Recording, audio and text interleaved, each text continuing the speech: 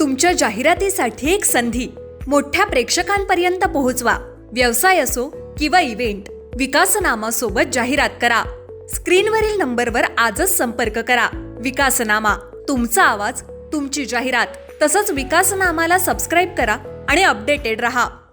विद्यार्थ्यांमध्ये नैतिक मूल्यांचं बीजारोपण व्हावं आणि भारतीय संस्कृतीचा अभिमान बाळगणारा देशभक्त नागरिक घडावा या उद्देशानं कार्यरत असलेल्या संस्कृती संवर्धन प्रतिष्ठान तर्फे आयोजित नैतिक मूल्य शिक्षण परीक्षेचं बक्षीस वितरण सोहळा शनिवारी 18 मार्च 2026 रोजी मोठ्या उत्साहात संपन्न झाला.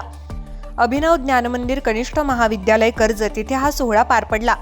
संस्कारांची शिदोरी आणि विद्यार्थ्यांचा गौरव प्रतिष्ठानतर्फे इयत्ता 4थी ते 8वीच्या विद्यार्थ्यांसाठी कचारूप रामायण, संतकथा, चरित्र रामायण, महाभारत आणि क्रांतिगाथा या विषयांवर आधारित परीक्षा घेण्यात आली. कर्जत विभागातील एकूण 22 शाळांमधील 2000 विद्यार्थी या परीक्षेत सहभागी झाले होते. त्यापैकी प्रथम क्रमांक पटकावणाऱ्या 65 विजेत्या विद्यार्थ्यांना यावेळी मान्यवरांच्या हस्ते त्यांचा गौरव करण्यात आला.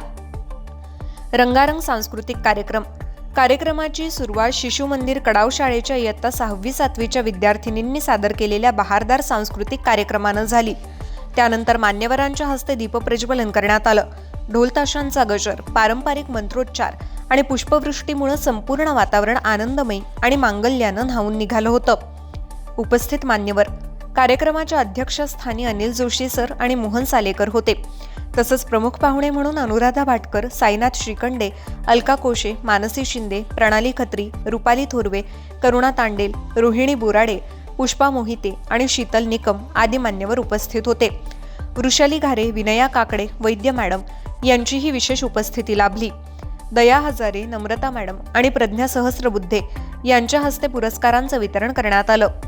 घर घर रामायण या मोहिमेचं आवाहन यावेळी प्रतिष्ठानच्या वतीनं घर घर रामायण, जनजन रामायण या उपक्रमांतर्गत वाल्मिकी रामायणावर आधारित ऑनलाईन परीक्षेची माहिती देण्यात आली. समाजातील प्रत्येक नागरिकापर्यंत रामायणातील आदर्श पोहोचावेत यासाठी सर्व वयोगटातील व्यक्तींनी या परीक्षेसाठी नोंदणी करावी असं आवाहन यावेळी करण्यात आलं. संस्कार हे एका पिढीतून दुसऱ्या पिढीत संक्रमित व्हावेत यासाठी प्रतिष्ठाननं रोवलेले बीज आज वटवृक्षात रूपांतरित झाले असून त्याचं कार्य विस्तारत आहे.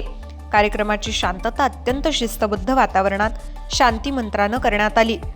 या सोहळ्याला कर्जत परिसरातील मुख्याध्यापक, शिक्षक, विद्यार्थी आणि पालक मोठ्या संख्येनं उपस्थित होते. ज्ञानेश्वर बागडे, विकासनामा, कर्जत. तुमच्या जाहिरातीसाठी एक संधी मोठ्या प्रेक्षकांपर्यंत पोहोचवा. व्यवसाय असो किंवा इव्हेंट, विकासनामा सोबत जाहिरात करा.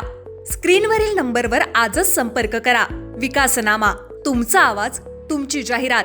तसंच विकासनामाला सबस्क्राईब करा आणि अपडेटेड रहा.